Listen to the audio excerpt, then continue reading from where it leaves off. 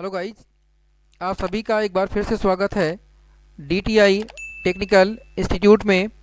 आज की क्लास में डिस्कस करने चल रहे हैं हम लोग M2R5 से संबंधित, जो कि प्रैक्टिकल से संबंधित है, ओ लेवल के लिए है।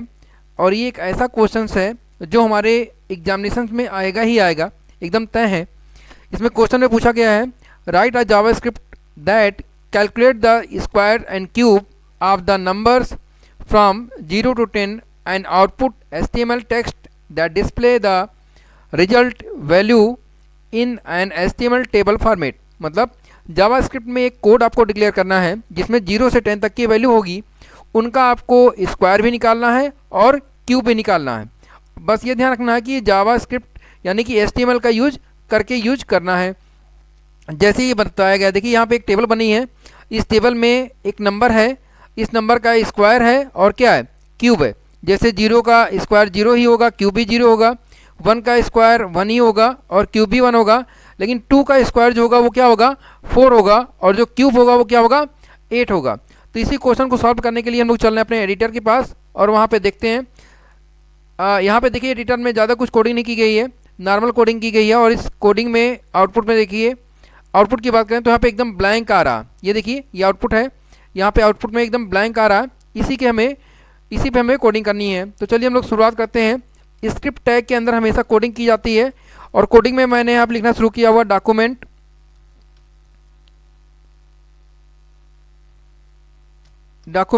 डॉट राइट, ठीक है।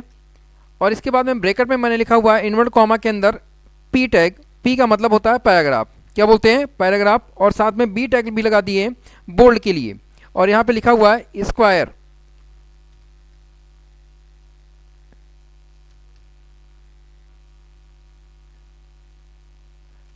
यहाँ पे स्क्वायर लिखा गया था।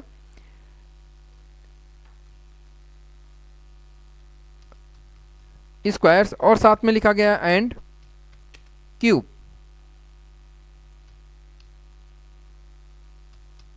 फ्रॉम 0 to 10, ठीक है, इतना लिखा गया।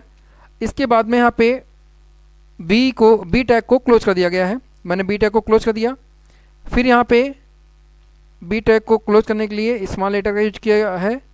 फिर यहाँ पे टैग को क्लोज किया गया है, पी टैग को भी क्लोज किया गया, पैराग्राफ टैग भी क्लोज हो गया। इसके बाद में सेमी कॉलन लगा देते हैं। नेक्स्ट फिर यहाँ पे लिखा गया है डॉक्यूमेंट डॉट राइट और ब्रैकेट के अंदर सिंगल एंड कॉमा के अंदर लिखा गया table tag, table border equal to 2। इस 2 को आप इंक्रीज या डिक्रीज भी कर सकते हैं, कम या ज़्यादा भी दे सकते हैं अपने अकॉर्डिंग से। और यहाँ पे नेक्स्ट लिखा गया है cell spacing,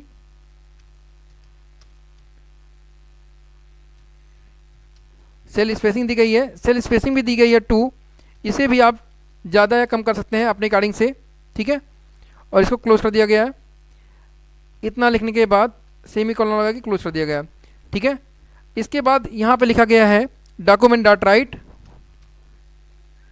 document dot write और ब्रैकेट के अंदर यहाँ पे लिखा गया है सिंगल एंड कॉमा के अंदर TH, टेबल हेडिंग के रूप में। टेबल हेडिंग में लिखा गया है नंबर।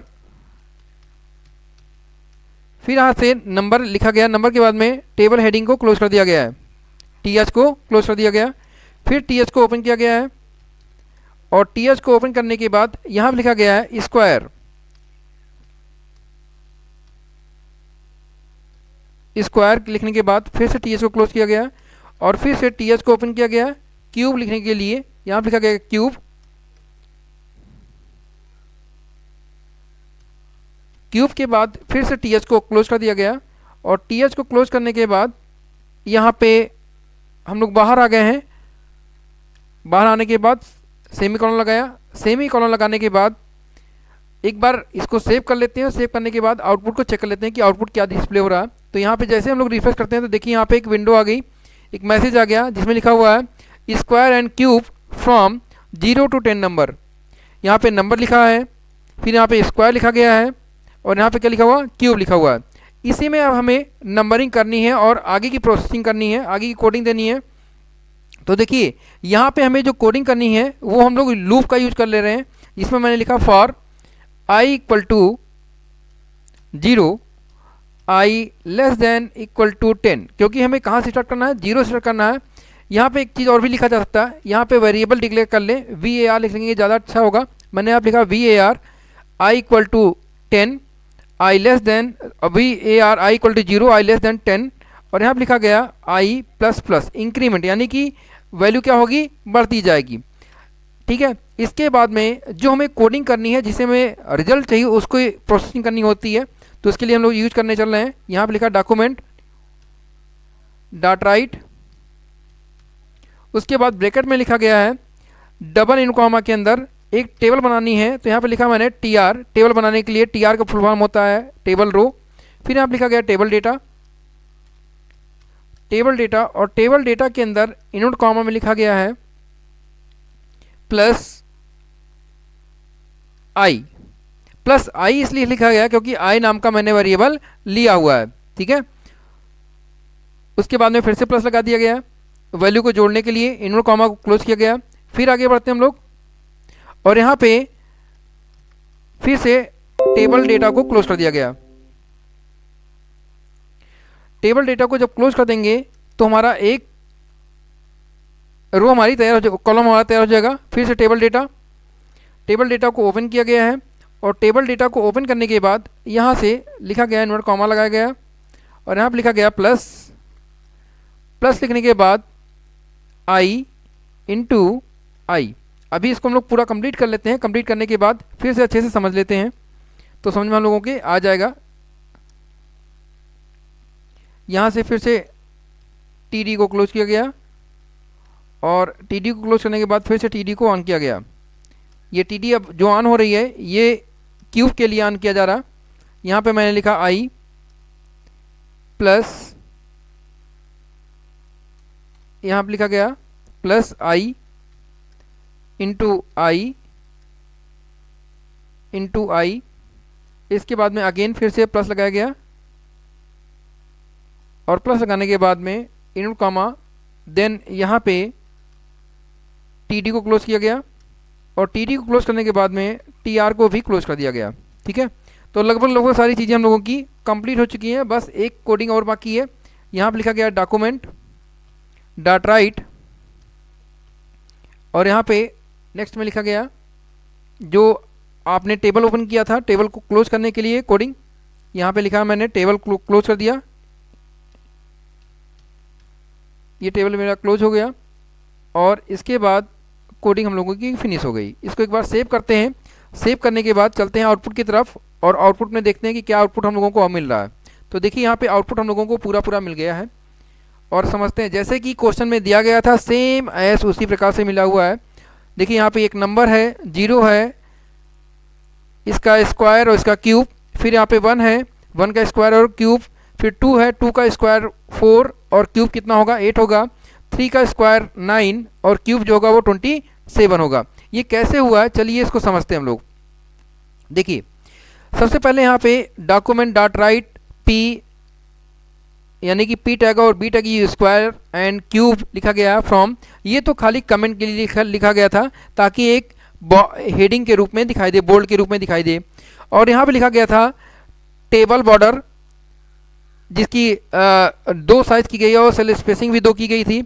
ये जो आउटपुट मिल रहा था ये मिल रहा था, ये आउटपुट मिल रहा था हम लोगों को। ठीक है, ये इसकी वजह से, और ये जो मैसेज था इसके लिए वजह से था। मेन काम जो है ये चीज़ें हैं, ये जो डिस्प्ले हो रही हैं ये कैसे आ रहा था इसको समझते हैं हम लोग। यहाँ पे देखिए समझना था, यहाँ पे लिखा हुआ document dot right TH number, फिर TH को क्लोज, फिर TH को ओपन किया गया, फिर लिखा गया स्क्वायर और TH को क्लोज करके फिर TH को ओपन करके क्यूब लिखा गया। तो इस प्रकार से नंबर, स्क्वायर और क्यूब 3 एलिमेंट बन गए। फिर लिखा गया for VAR I equal to 0, I की वैल्यू कितनी है 0 से है, I लेस देन 10, आई को कहाँ तक चलना 10 तक चलना, और I प्लस प्लस मतलब आई में 1 का इंक्रीमेंट होता चला जाएगा। पहली बार संख्या 0 होगी, दूसरी बार 1 होगी, फिर 3, इस प्रकार से 10 तक जाएगा। ठीक है, फिर यहाँ पर लिखा गया document dot write T R यानी कि table row T D plus I plus, ठीक है। यानी कि देखिए ये जो वैल्यू दी गई है इसमें ये सीरियल नंबर के लिए देगा, जो वैल्यू आनी है वो वैल्यू आ जाए। मतलब ये जो वैल्यू है यहाँ पे है, ये वैल्यू है, ये सारी वैल्यू यानी नंबर है, ठीक है। खाली नंबर, ये जो नंबर दिए गए हैं नंबर में ये नंबर है।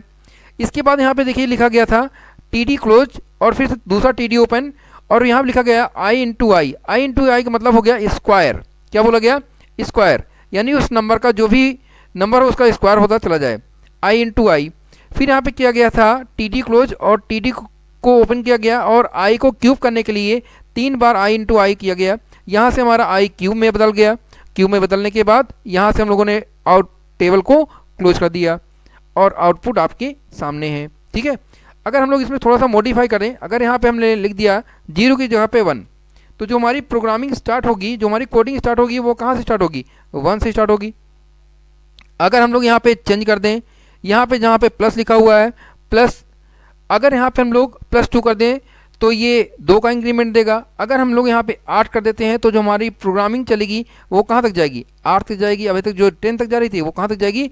8 तक जाएगी। देखिए ये 8 तक गई। तो इस प्रकार से अगर क्वेश्चन में, एक ही क्वेश्चन में हमारे 3 क्वेश्चन बन गए कि अगर कभी भी पूछेगा क्यूब तो क्यूब भी निकाला जा सकता है, स्क्वायर पूछेगा तो स्क्वायर निकाला जा सकता है, या फिर क्यूब। तो इस प्रकार से हम लोग क्वेश्चन को सॉल्व कर सकते हैं प्रैक्टिकली।